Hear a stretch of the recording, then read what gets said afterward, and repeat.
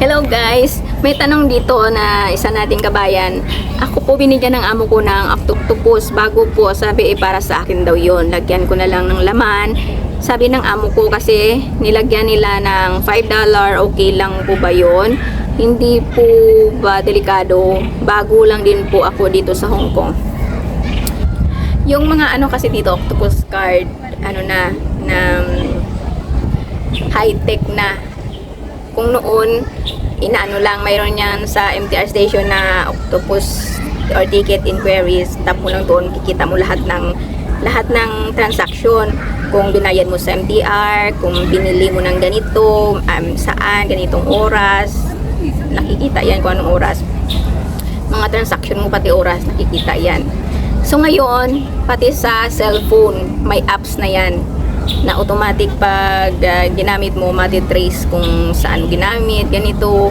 So may amo na nire-register yan sa cellphone nila, matitrace ka nila kung saan ka nagpupunta, kung saan mo yung ginamit, anong oras mo ginamit, anong magkano, yung ganon. So ito kasi marami ang nasisira dahil lang sa octopus card, lalo na yung mga among mapaghinala.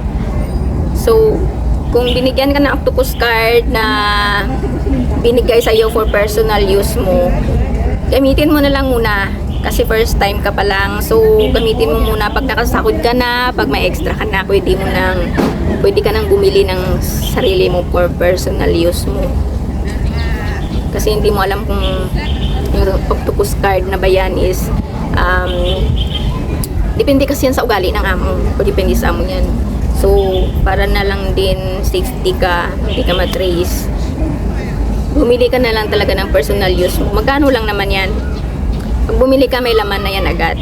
Na 150 ang laman. Parang 200 na yata ngayon ang octopus card. Reminder lang to sa lahat ng first timer, yung mga hindi pa alam. Kasi syempre pag first timer ka, hindi mo pa alam na yun, malalaman kung saan mo ginamit, kung anong oras, kailan, magkano yung transaction sa octopus card. So mag-ingat kayo. Huwag nyong gamitin sa personal use nyo kasi malalaman nyo ng amo. Okay lang kung nagpaalam kayo or sinabi nila. Paano kung hindi nila alam tapos bumili kayo ng ganito, ganyan? Maapektuhan yung trust nila sa inyo. Yung iba dyan nagsisimula sa octopus card, yung tiwala ng amo or yung conflict sa amo. So sa first timer, mag-ingat pagdating sa octopus card kasi pera yan yung laman yan. So talagang gamitin sa pang personal yan. Kung para sa trabaho, pamasahe, sundo hatid, yun, may pabili, yun. Pero yung para sa iyo, sarili mo na ikaw nag-decide na gusto mong bumili ng ganito, gusto mong pumunta doon, wag mong gamitin. Bili ka ng para sa iyo. So kung binigay man yan sa iyo ng amo mo, it's your choice kung gagamitin mo pa rin yan or bumili ka ng sarili mo para pang personal mo na ikaw lang ang makakakita ng transaction mo.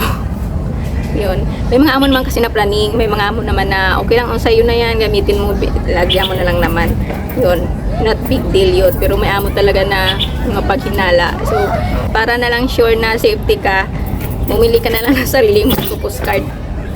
So, yun lang for today's video. Bye!